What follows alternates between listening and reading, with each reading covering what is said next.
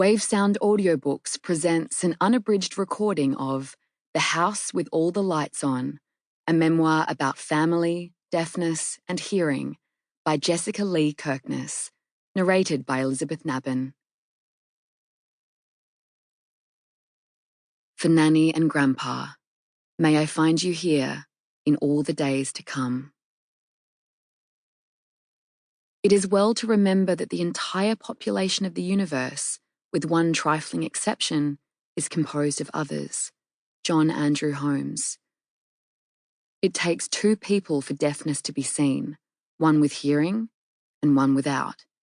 Nicholas Mertzoff. Writing is simply the fossils of gestures, the traces left behind. Dirksen Bauman. Prologue. When I told my grandfather he was dying, translating the doctor's prognosis from English into sign language, he smiled and shrugged his shoulders. "I've had a good, long life," he said. With my hands, I explained that he was in multiple organ failure after a cardiac arrest and that he'd been unconscious for several days. His condition was critical. Grandpa nodded, moving his gaze between me and the white-haired physician standing at his bedside. Once we were left alone, Grandpa took hold of my fingers and squeezed them tight. His face was calm, steady.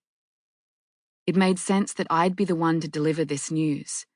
Having studied Auslan, Australian Sign Language, for a few years beforehand, my signing skills were the most developed and, with the exception of Nanny, Grandpa understood me best. My mum and Uncle Ray were drained both physically and emotionally after months of keeping vigil in various hospitals and eventually a nursing home. And my grandmother, being deaf too, couldn't have interpreted for him if she'd wanted to. Grandpa had been sick for many years.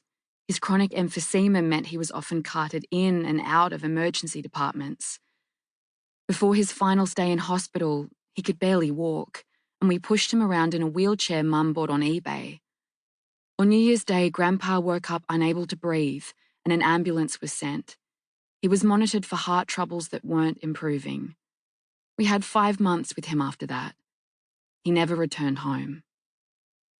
In that last stretch, my family shared the load, organising between us that someone be present whenever possible to ensure that Grandpa had an advocate. Often, hospital staff had no clue how to interact with him, despite the communication tips my mother plastered on the walls of each institution. Melvin Hunt is... Sample complete.